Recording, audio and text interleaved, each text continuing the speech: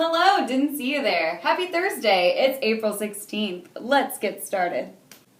For the warm-up, we're going to do 3 rounds. You're going to do 10 of each of these things. The first is a curl to tricep kickback, then weighted step-ups, and finally windmills. Let's take a look at the moves. For the first move, you're going to need a light weight. It can be a dumbbell, but a can of soup or something is perfectly acceptable. You're going to put your hand down on a surface. It can be a chair, a box, a couch. We're going to curl up and kick back. Let's do that 5 on each side to count for that 10. Yeah. For those weighted step-ups, feel free to take 2 things in your hands, maybe 2 cans of soup, but 2 dumbbells work. And if you only have 1, that's okay. You can hold it like this. Then you're going to go to that object you're going to step up on. You're going to take a nice big step, stand all the way up till you open your hips, and then switch which feet you use to step up. Finally, windmills. Feel free to do that with the weight, but if the weight is too heavy or if you can't do it with the weight, you can put it down and just do it unweighted. For this one, you're going to stand, whoop, whoop, whoop, there we go. You're going to stand nice and wide. You're going to hold it above your head like this, and then your goal is to touch the other foot with that other hand. So we're keeping those legs nice and straight, rotating through that shoulder. Let's go 5 one side and then 5 the other.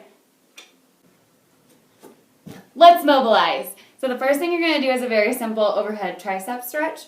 So for this one, we're going to pull our arm up and over. I'm going to grab onto that elbow nice and gentle and then pull back on it, trying to hug it close to my ear.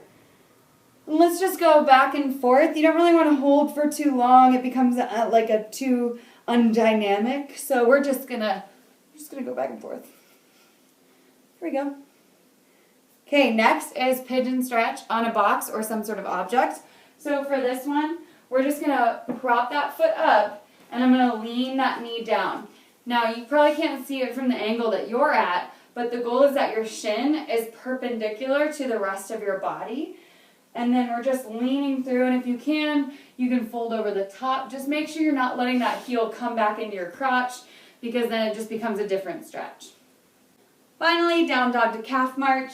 So we're coming on over here, and you're going to get into that down dog, and then to calf march, and pushing one into the ground, and lifting the other to get a solid calf stretch. Boop, boop. Okie dokie, let's chat about the workout. So you're going to buy into the whole workout with 85 double unders, which is getting the rope underneath you twice for each jump, or 170 singles if you just want to go under yourself once. And then if you can't do any of those things, you can either do 85 jumping jacks, you could do 170 toe touches. It's completely up to you. Then you're going to get into the meat of the workout, which is going to be 21, 15, 9 dips and box jump overs. So the way it works is that you'll do 21 dips, then 21 box jump overs, 15, 15, 9, 9. Then once you're done with that meat of the workout, you're going to buy out with, again, 85 double unders or 170 singles or any of those other scaling options. So let's take a look at the movements. For the dips, if you've got rings, use them. And then if you don't, there's a couple of great options. So if you have a box, one of your options is to just do side box dips. So that's going to be putting my fingertips over the edge, putting my feet out, and then going down and all the way back up. I can make that easier. Hold on. I can make that easier by bending my legs like this, okay? I can make it harder by putting my legs up on top of something if you have another object. But if you have 2 objects, another really great option is to put those objects next to each other and go down in between them. Like 2 chairs, for instance. So I can actually go between the 2 of them, turn my toes underneath, and go down and back up that way. It's a little more gentle on the shoulders, because I get to be braced so much by my legs. So if you do have 2 objects that are the same height, this is a great dip option. For the box jump overs, you're going to want a surface that you can actually go up and come down on the other side. If you want to do step overs, I'll also show you how to do that. But even if it's a small height, I'd really encourage you to try to get plyometric and try to get jumping. So an example of the jump overs would be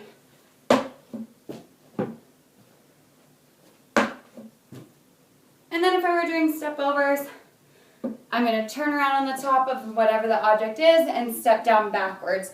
Just whatever you do, do not step down forwards. It's bad for your knees. That's all, folks. Hope you have fun with this workout, and we've got a doozy for you tomorrow, so get ready.